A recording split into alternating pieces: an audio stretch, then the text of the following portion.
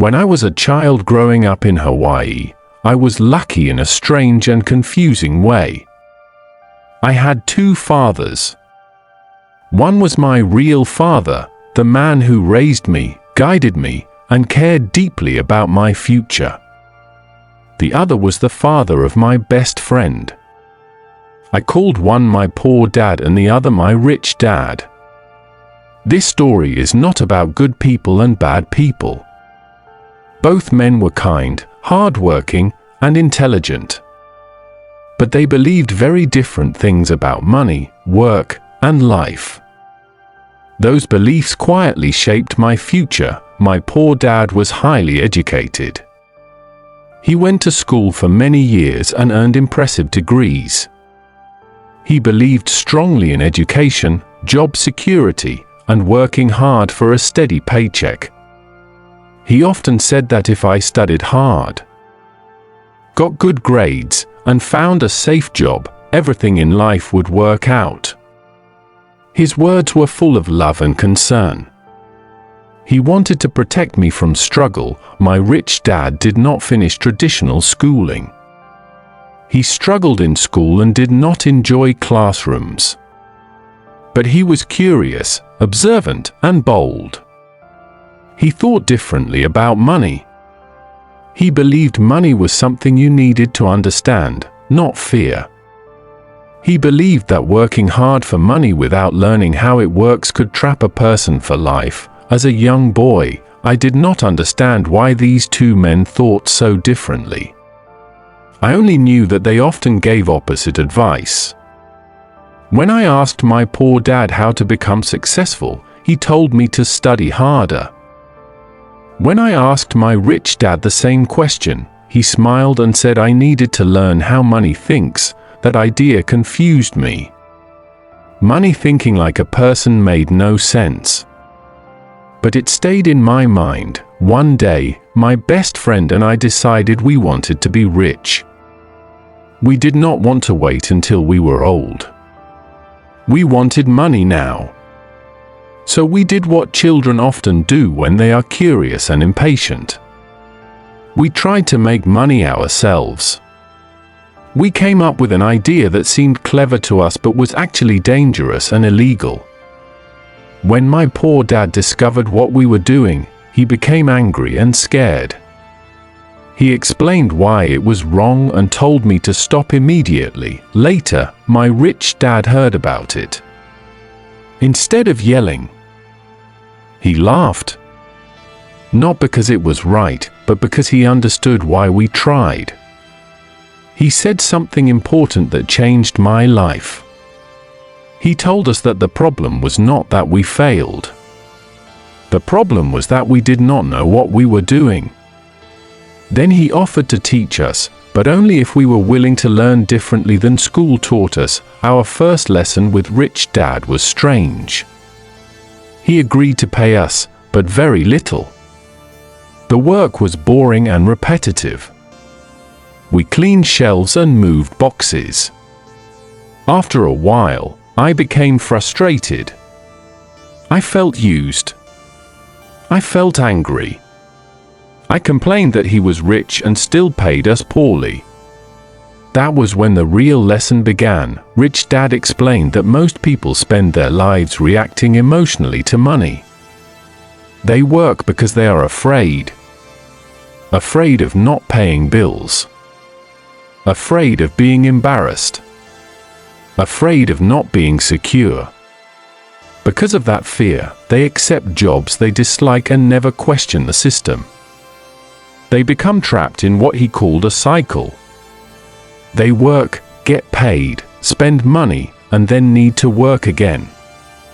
Over and over, year after year, my poor dad believed this cycle was normal and responsible. Work hard, get raises, buy a house, and retire safely. My rich dad believed this cycle was dangerous. He believed it kept people busy but not free. That was the moment I began to see money differently. Rich Dad explained that money should work for you, not the other way around. He said the rich do not work for money.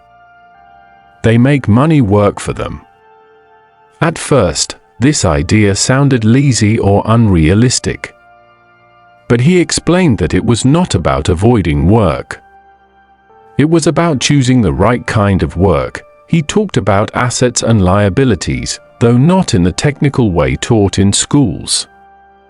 He explained it in a way a child could understand.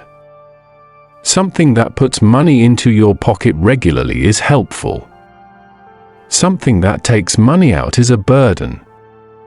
Most people think their house makes them rich, but often it quietly drains them for years. Most people work harder as they earn more, but they never stop to ask where their money is actually going. My poor dad worked harder as his career improved. He earned respect and promotions. But money was always tight. My rich dad focused on building things that earned money even when he was not working. He did not look rich at first. In fact, he often lived simply. But his money quietly grew. As I grew older, I noticed how fear controlled many adults around me. Fear of losing jobs. Fear of speaking up. Fear of trying something new. Rich Dad said fear was natural, but letting it control your decisions was costly. He believed school taught people to avoid mistakes. Life, he said, rewarded people who learned from them. Poor Dad warned me about risk. Rich Dad taught me how to manage it. Poor Dad believed taxes punished success. Rich Dad believed understanding taxes was part of becoming successful. Poor Dad believed money caused problems. Rich Dad believed lack of financial education caused problems. These lessons were not taught through lectures. They were taught through stories, conversations, and quiet observation.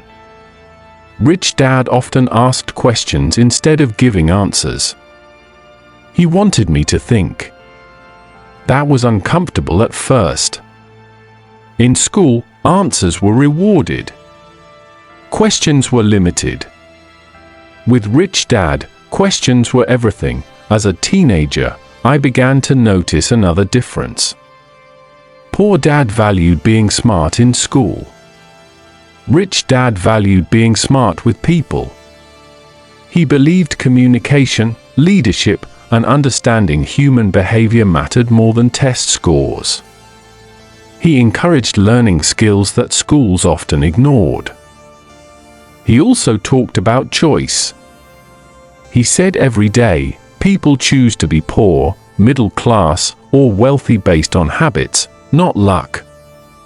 That idea shocked me. I had always believed money was about opportunity and background.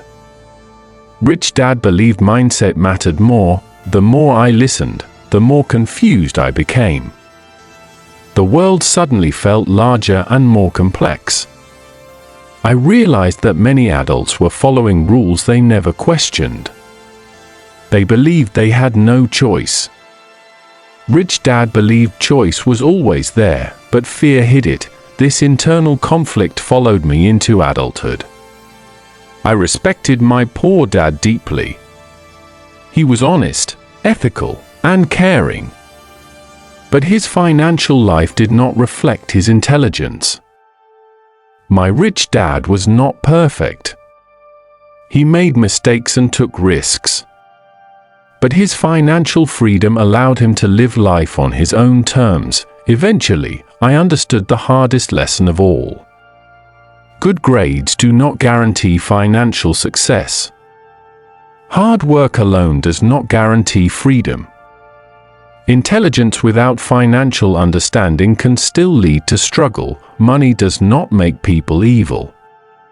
It reveals who they already are. By the time I left school, I knew my life would be shaped by which lessons I chose to follow. One path promised safety but limited freedom. The other promised uncertainty but possibility. That choice was only the beginning. When I finally stepped into adult life, the lessons from my two fathers did not fade. They became louder. the real world tested every belief I had absorbed as a child. I watched friends chase degrees, titles, and promotions. I watched others chase quick money and lose it just as fast.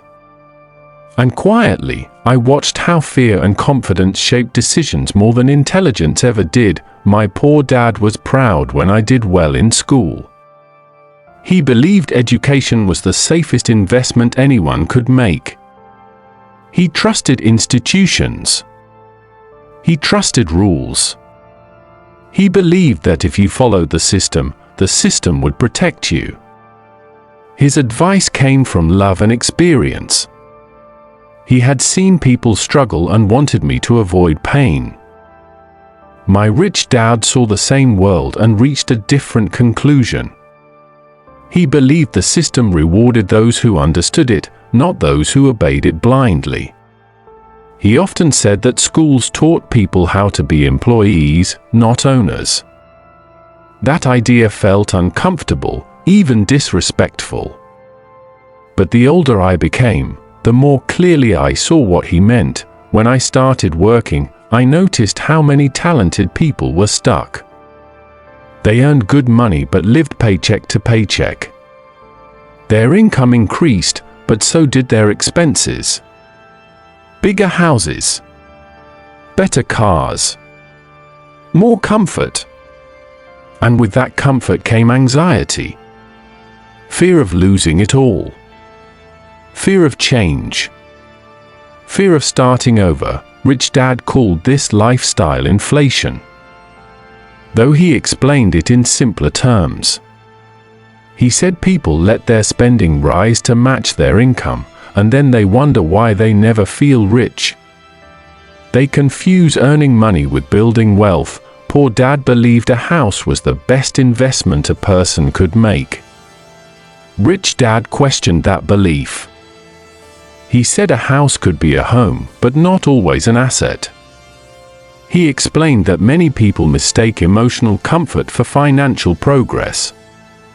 They feel successful because they own things, but those things quietly demand more money every month. This idea challenged everything I had been taught.